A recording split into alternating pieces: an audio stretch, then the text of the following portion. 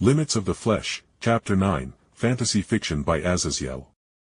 I was moving between classes when I was waylaid. No, basically kidnapped by Akeno's supernaturally strong arms grabbing my mind, and without even a warning I was turned to an empty classroom.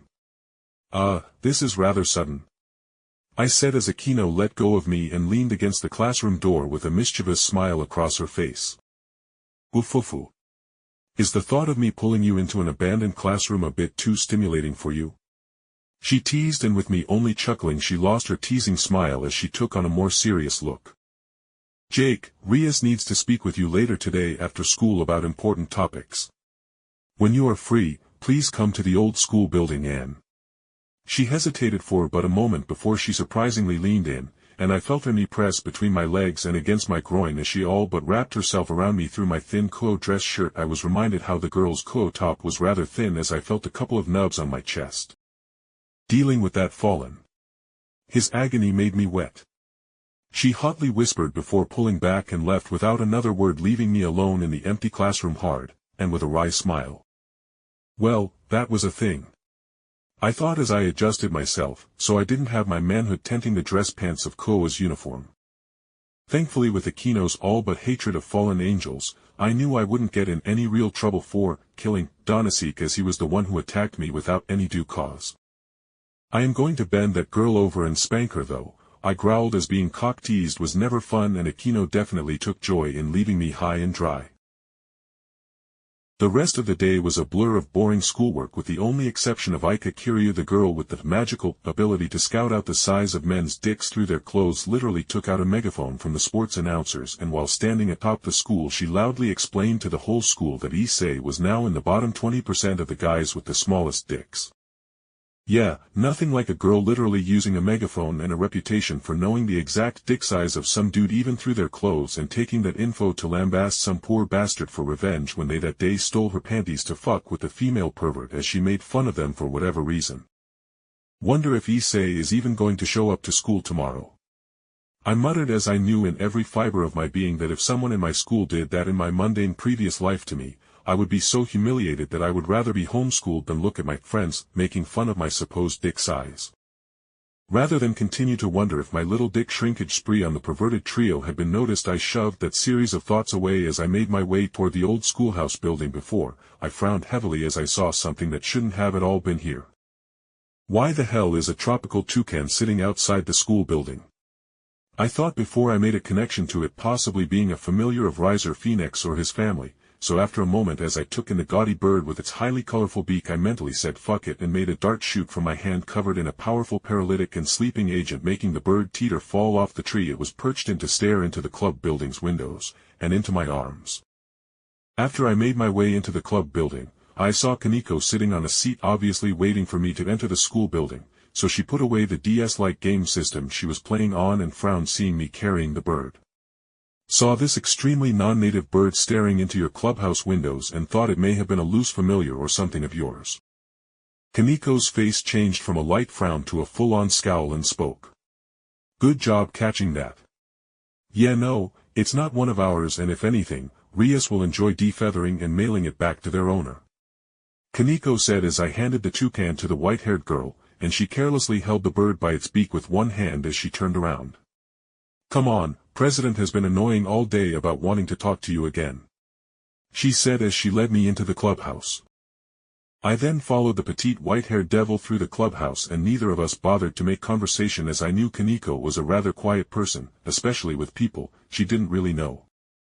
Once the two of us and the toucan familiar entered the seemingly main room in the club building, I saw Rias sitting behind the large ornate desk in the middle of the room with Akeno standing behind her, and Kiba was already sitting on one of the two couches placed in the room along with the half-dozen seats.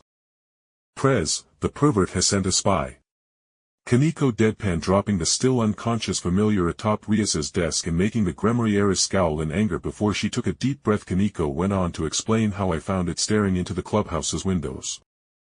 Jake, thank you for bringing this to my attention. The fact that you helped me catch an enemy of my mine in his act of spying on me will help with some soft power, Rias said, and I knew that the toucan was most definitely Riser's familiar, or perhaps even Ravel's, his sister's familiar possibly.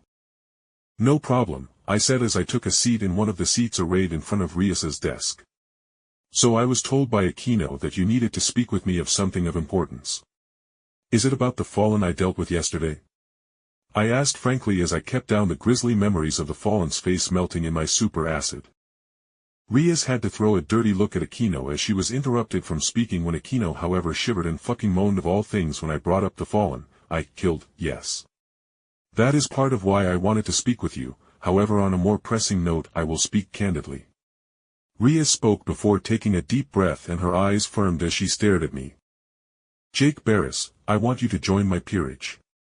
Will you please give me the honor of accepting you into my family and help us all achieve our dreams? She asked as she leaned forward towards me with her soft blue eyes seemingly digging into me. This is a lot to drop on me. I mean I know I won't be mistreated, will I? I asked rhetorically and she vehemently shook her head with her long crimson locks waving around. Hells and by Lucifer I would never mistreat my peerage. I love them as much as I do my own blood family and I trust and want to bring you in on that care in time. She said shyly and I could only drag my hands down my face as I wondered if I needed to put this off and play coy or something. But then I mentally shook that thought off as I looked at the almost shaking form of Rias who was obviously dreading a refusal as well as Akeno who was standing behind her king and had her hand on her shoulder to steady her and I realized when Akeno smiled and gave me an encouraging nod. I didn't need to play mind games. These people already accepted me with Rias's desire of me within her peerage. Alright, Rias. You hit the lottery. I said slumping into my chair just as Rias threw her arms up in excitement and squealed in happiness. Yes. Thank you, Jake. Rias cried out as she pulled out a chessboard from her desk and then with a clatter a set of pawns and other pieces fell onto the table and then Rias hummed and thought as she moved across the table to stand beside me who was forced by Akeno to stay in the chair.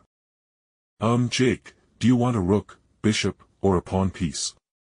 She asked but I had to scratch my head in response while Akeno rested the palms of her soft hands on my shoulders to keep me from moving during the reincarnation process, I suppose. About that. I muttered. I actually have a sacred gear. Can I bring it out? I asked. I felt Akeno's grasp on my shoulders tighten for a moment but as Rias's eyes widened and she hurriedly nodded I made the boosted gear appear on my right arm. Needless to say, Rias Gremory, a devil heiress, who like all devils absolutely loved having humans with sacred gears join their peerages, could instantly recognize the red armor dragon's bejeweled gauntlet as the fucking boosted gear a mid-tier Longinus. I think only all your pawns will be able to reincarnate me, Rias, I spoke as Rias's face went through a series of emotions before she grinned and nodded. Alright, I will only have one pawn I guess. She said as she took the pile of 8 pawns. After a bit of awkward testing she placed 5 pawns on my chest and seeing absolutely no reaction she frowned before shrugging and placed all her pawns including what looked like a mutated pawn piece atop my chest. The final piece. The glowing mutated pawn piece was the trick that made reincarnating me even possible even as I suppressed my unicorn and other special modifications that made me too strong for Rias's evil pieces to reincarnate me. Finally, the pile of pawns sunk into my chest with a purple light surrounding them and I felt the evil pieces enter my body through my bio powers. They entered my body and began to force my body to mutate towards becoming a devil. I followed the process and only changed some tiny details like the weakness towards holy light that was imprinted into all devil DNA and a small aversion to sunlight. Officially a devil within the Gremory clan, I looked over to Rias who was still doing a little dancing jig about snagging a Longinus wielder. So, Rias, how jealous do you think Sona is going to be that I joined you, huh? I couldn't but chuckle at the thought of how Sona's strict face scrunching up like she tasted something oh so sour when she heard another priceless peerage member joined Rias with no difficulties.